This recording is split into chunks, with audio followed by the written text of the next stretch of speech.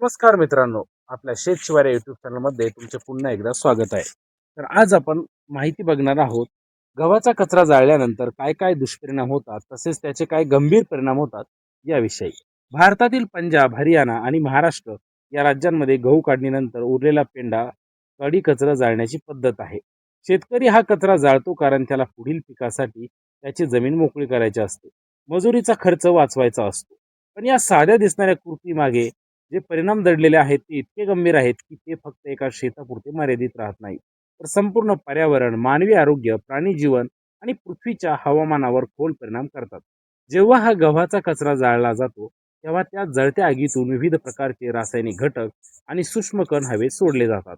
यामध्ये carbon dioxide, carbon monoxide, methane, nitrous oxide, sulphur dioxide आणि nitrogen oxides यासारखे वायू असतात. याशिवाय PM2.5 आणि PM10 नावाचे सूक्ष्म कण मोठ्या प्रमाणात तयार होतात. हे कण इतके बारीक असतात की ते सहजपणे आपल्या श्वसन मार्गातून सरळ शरीरामध्ये प्रवेश करतात आणि थेट फुफ्फुसाच्या आतील भागामध्ये पोहोचतात.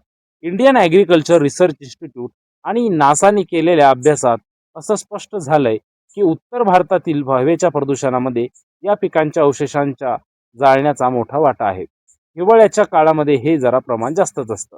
या प्रक्रियेमुळे तयार होणारे हरितगृह वायू पृथ्वीच्या तापमान वाढ करण्यास कारणीभूत ठरतात.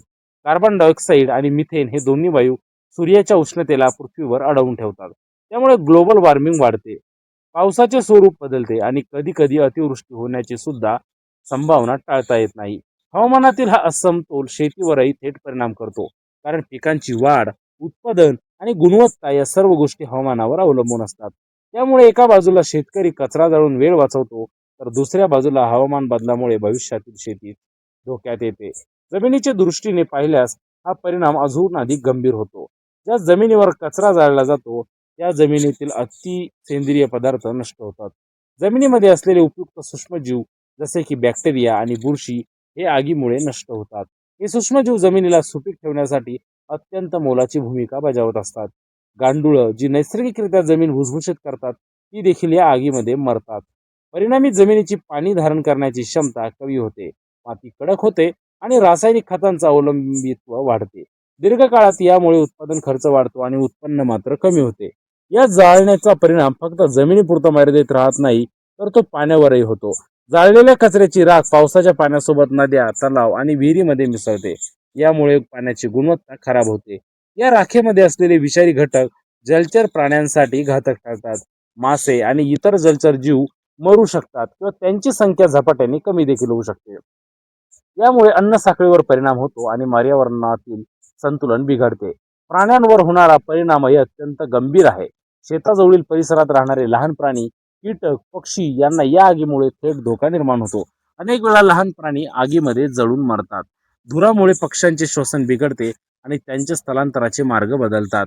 वन्यजीवांसाठी हा धूर अत्यंत हानिकारक ठरतो, कारण त्यांना सुरक्षित वातावरण मिळत नाही. मानवी आरोग्याच्या दृष्टीने पाहिल्यास हा विषय आणखी चिंताजनक बनतो. या धुरामुळे श्वसनाचे आजार मोठ्या प्रमाणावर वाढतात. दमा, ब्रॉन्कायटिस, फुफ्फुसाचे संसर्ग, डोळ्यांची जळजळ, त्वचेचे विकार आणि हृदयविकार यांचा धोका वाढतो. लहान मुले, वृद्ध आणि आधीपासून आजारी असलेल्या व्यक्तींना याचा त्रास जरा जास्तच होतो. वर्ल्ड हेल्थ ऑर्गनायझेशनच्या अहवालानुसार वायू प्रदूषणामुळे दरवर्षी लाखो लोकांचा मृत्यू होतो आणि भारत हा सर्वाधिक प्रभावित देशांपैकी एक आहे. उत्तर भारतामध्ये हिवाळ्यात दिसणारा दाट धूर म्हणजे स्मॉग हा कचरा जाळण्यामुळे आणि हवामानातील स्थिरतेमुळे तयार होतो. संशोधनातून आणखी एक महत्त्वाची गोष्ट समोर आली आहे की या कचऱ्याचा वापर केल्यास तो एक मौल्यवान संसाधन ठरू शकतो. गव्हाचा पेंडा वापरून जैव खत तयार करता येते, बायोगॅस तयार करता येतो, तसेच कागद, पॅकेजिंग मटेरियल आणि इंधन ब्रिकेट्स तयार करता येतात. काही ठिकाणी हॅपी सीडर सारख्या यंत्रांचा वापर करून कचरा न जाळता थेट पेरणी केली जाते. यामुळे वेळही वाचतो आणि जमिनीची सुपीकता सुद्धा वाढते. सरकारनेही यासाठी विविध योजना सुरू केल्या आहेत, पण अजूनही त्याचा पुरेसा प्रसार झालेला नाही.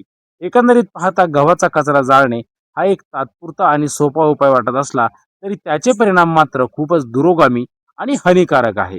हे प्रदूषण फक्त एका शेतापुरतं मर्यादित राहत नाही, तर संपूर्ण वातावरण, समाज, पृथ्वीच्या भविष्यासाठी धोका निर्माण करते.